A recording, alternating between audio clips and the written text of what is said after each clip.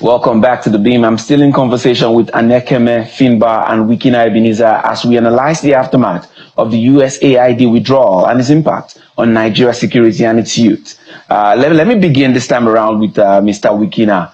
Let's discuss. Currently, the government has borrowed at least 20.1 trillion, right? And then I want you to go into how can we make sure that this long-term thing is not going to affect the youth right now. And then you also have to discuss how the civil society can help stem this vacuum, close this vacuum and let people be able to still cope in the absence of this aid that we are talking about, which is not present anymore. What do you have to say to that? Thank you. Thank you so much, Sones. Just before I go quickly into that, just shortly, I just wanted to respond to what Mr. Anekeme said about young people's engagement. Especially engagements with the civic in the civic space, and I think that's some of the work we've been trying to do at Policy Shapers over the past 5 years. We've been and this is not just something Policy Shapers has done alone. There's so many other civic organizations, whether it's the Budget or Yaga or Connected Development, who have been doing a lot of work to engage young people. So to a large extent, I don't agree that young people are not connected.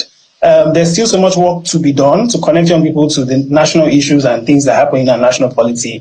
Young people led and SAS. The reason why we had a high turnout during the past elections, because it was mostly young people who drove most of that engagement. The wins we've gotten with the Reform IELTS campaign, that's been led by young people as well. So youth are increasingly, I think, getting more engaged. I think the decision makers need to also meet the young people halfway. Young people ask questions and do not get answers to these questions. We have television programs that happen every day, people making comments and asking questions. It took one year plus for the current administration to do a media chat. And it was a media chat that was just for journalists in a particular room in the State House.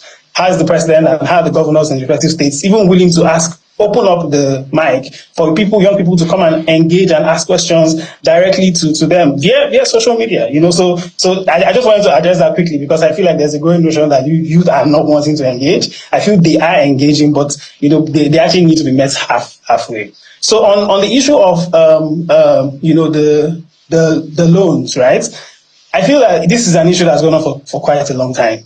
We keep hearing about borrowing every year. Like I said in my previous comments, I think that is a sad thing that all of this borrowing is being pushed towards the future because it's going to be the youth population that who will become the adults in the future who would have to pay up all of these loans, right? All of these loans have to be paid at some point.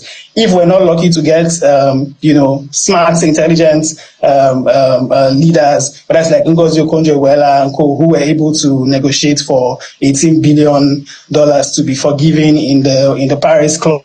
Debts. If we're not able to get those kind of people in the future, we probably will have to struggle for a long time to pay up all of these loans. So I think that the issue I've always had has always been stewardship. It's never been the loan. Borrowing in its sense, in the theoretical sense of borrowing, is not bad. America borrows, Japan borrows, Singapore borrows, everybody borrows, right?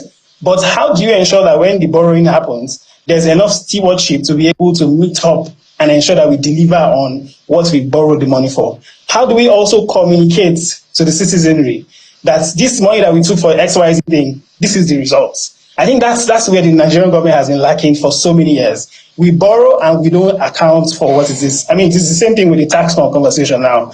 Conversation around tax and VAT. How are we even showing stewardship around this thing? So I think that at the state level and the national level, there needs to be an improved attitude towards stewardship, showing that when this money is collected, it actually gets accounted for. And when this borrowing happens, we can actually see it. It's not something that we just say, okay, we borrowed for XYZ, but we can see the results of what we're borrowing money for. So that's my thoughts on that. All right, I want to add to you just one more minute. Just tell us, you're a policy shaper. What policy reforms are you looking at that can help us within these times? I mean, before I go back to Mr. Anekeme, go ahead. I think the biggest policy reform that we need right now is spending on development priority areas. And Mr. Anekeme had mentioned them very, very well. education, healthcare. We talked about job creation, industry development. Those are the things that we should be seeing taking the largest chunk of our budget, not renovating the National Assembly roof with 10 billion or spending money on things that don't really bring direct development benefit to the country. So I don't think we need a new policy. I think we just need to redirect our mindset and redirect our current expenditure towards development growth areas. And I think that the president needs to call there's the Federal Executive Council, but there's also the council where the state governors come together. Now we have local government receiving money. Everyone needs to put their heads together and say, how do we redirect our spending into the areas that benefit people, not just the areas that benefit just a couple of politicians and their pockets. All right, thank you very much. Mr. Nekeme, let me just close with you. Basically, what role can the private sector play in filling the void that is left by these international donors, and how can public-private partnership be leveraged? At this time, what should really be brought to the fore to ensure that this does not end us in a very bad light?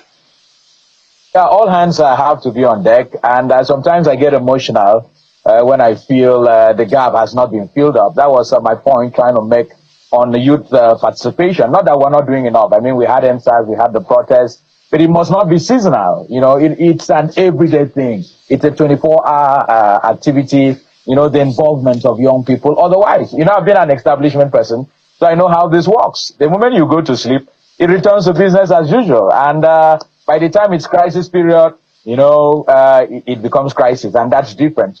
The private sector has a role to play, but the people have to direct the private sector. They have to tell the private sector what they need. For instance, we have local communities who negotiate with international firms who negotiate for things for the community. But when you go to those meetings, what people are looking for are private monies. They're looking for what they can gauge for themselves. They can things that can get into private pockets. That's where to table things like health insurance and tell companies, okay, you may build roads, or you can take off the health care of 300 people, 1,000 people, maybe 2,000 people. Those are the kind of things you should bring to the table. Okay, an individual comes, even if you want to give him a chieftaincy title, don't give the village money.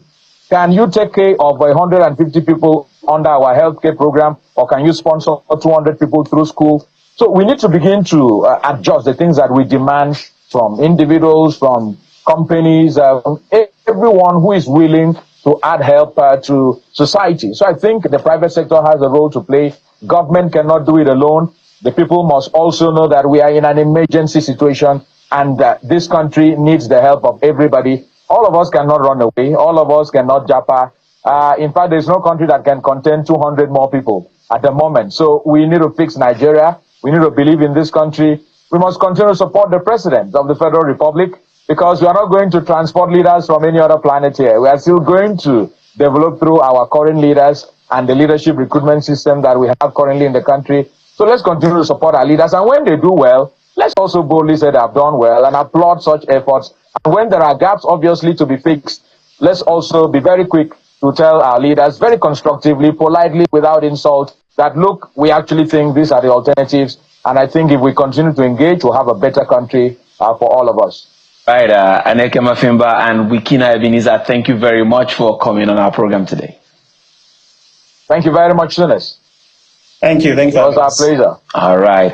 Yeah, the withdrawal of this international support, like that which we saw from USAID, presents, both challenges and opportunities. It is imperative that we as a nation reevaluate our strategies, embrace self-reliance, and foster collaborations among all sectors to secure a prosperous future for our youth. That's our program for today. But before we go, we're going to be leaving you with our top 5 videos of the week. I'm Sunes Nathaniel, and until next time, remember to stay curious, stay informed, stay engaged, and keep beaming the light where it matters most. May Nigeria continue to rise and flourish. Bye for now.